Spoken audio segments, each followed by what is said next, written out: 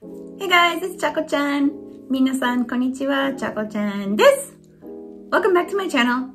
So today's video is going to be about 5 Japanese household items that I cannot live without. Over the years, there's a lot of Japanese household items that I've come to rely on for my day-to-day life. And I'm going to list them now. And I'm going to start with number 5 and work my way up to number 1. Can you guess what number 1 is going to be? Watch on to find out. Number 5, UTEMPO. UTEMPO is a hot water bottle. Winters in Japan can be extremely bitterly cold.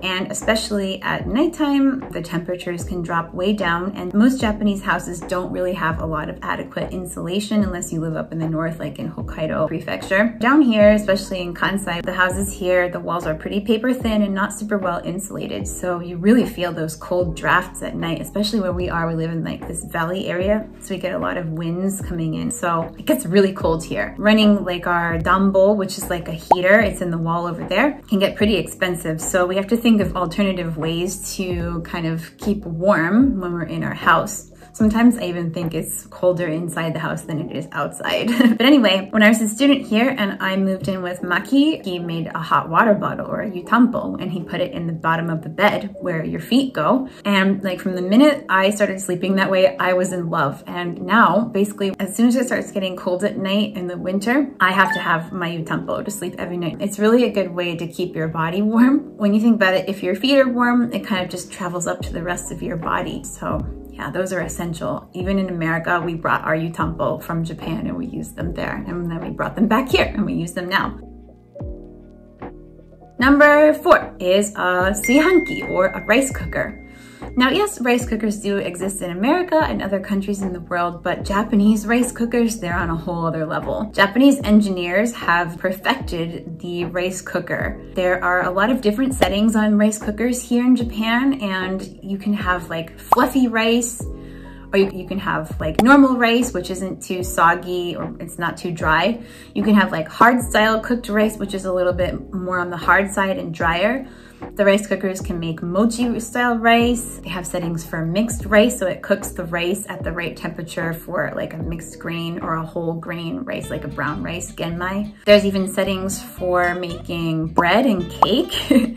So yeah, you could actually cook a cake in your rice cooker here. There's just a whole range of other settings, like for example, if you're in a hurry, let's say you got home from work late and you don't have a lot of time to make rice, you can have like a kyusoku setting, which is like a fast rice making setting, so it cooks it faster for you.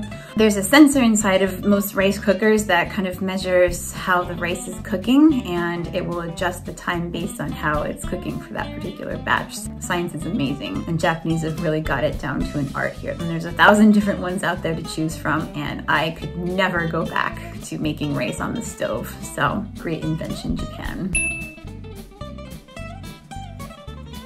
Number 3.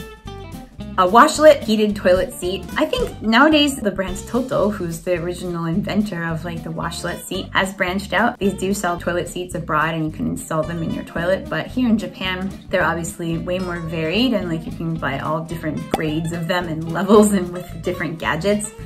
The house we live in right now is a little bit older, so it's an older washlet, but it's really nice when you come down in the morning after, sleeping in the cold house all night in the wintertime, and you sit down on a nice warm toilet seat. It's like, warm. In America, like the toilet seats obviously are not heated, and you could never go back to that, having experienced the heaven that Japanese washlets are. And also, if you use the bidet settings, you don't need to use toilet paper, so you could save a lot of money on toilet paper. They even have dryer settings as well, so after you get washed by the washlet part, it'll dry you off. Even some of them come with like deodorizing settings, so it'll freshen the air as well for you, and the lids automatically open and shut when you enter the bathroom and leave the bathroom. So yeah, it's something I could never go back to not using. Number 2 is similarly a heated bath. I talked about this in my other video, habits that I picked up in Japan. In Japan, the ofuro here is heated. So Japanese families often share their bath water, like, multiple generations use the same bath water. first what they do is they will take a shower and use soap and wash their bodies and get clean before getting into the bathwater. So that's how you can get away with sharing the bathwater among multiple family members. But obviously everybody has different timings for when they want to get clean at night. So Japanese like to get clean in the evening. I think in a lot of other countries, especially America, people tend to shower in the morning before getting ready for work or school. But in Japan, most people prefer to clean themselves in the evening. I can see both ways, like you want to be fresh for your work day in the morning, but at the same time, if you've been at work all day or been at school or been out and about, you want to kind of just take the day off and get clean from all being outside all day. So I personally prefer to do both things, which I know uses a lot of water. That's why I personally love the Japanese ofuro, because you can save your water and it will reheat it. And what we often do is we'll fill up the tub in the morning, everybody will get cleaned off, take a soak in the morning, we'll leave the water out to sit all day, and then at night we will reheat it again and everybody can use the water one more time. And then after that, I use my washing machine, and I have a special hose that you can dip into the bathtub, and then it will siphon the water from the bath into the washing machine so you can reuse it and then get your clothes clean without having to waste a bunch of water every time. So super efficient. Japanese have come up with lots of ways to be environmentally friendly and to recycle things. So I love my heated bath. And finally, the number one Japanese household item that I cannot live without is a kotatsu! So, did you guess right? Yes, I've always wanted a kotatsu, and we got one finally this year, or I guess technically the end of last year, in December we got it. And ever since we got that, like that's basically where we spend our evening. That's where I do a lot of my video editing or my other work, and we watch movies there with the kids. We play card games. So a Japanese kotatsu is like a heated table. It's a low kind of coffee table style table.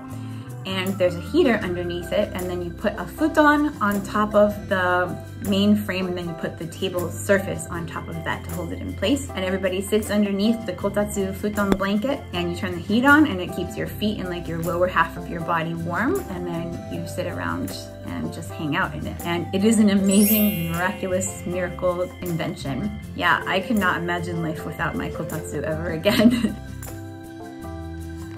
So those were my 5 household items that I cannot live without from Japan. And if you think about it, most of them have to do with winter here, which tells you something, that winters can be a little bit of a challenge in Japan. So what did you think? Are there any items in Japan that you can't live without? Let me know in the comments down below. I'm curious to see what you guys like about things here in Japan. Please remember to like this video, subscribe to my channel if you haven't already, hit the bell mark to receive notifications whenever I upload a new episode, and I will see you next time. Mata ne! Thanks for watching. If you'd like to see more videos like this, please like, subscribe, comment, and share. Your support means the world to us. So until next time, bye!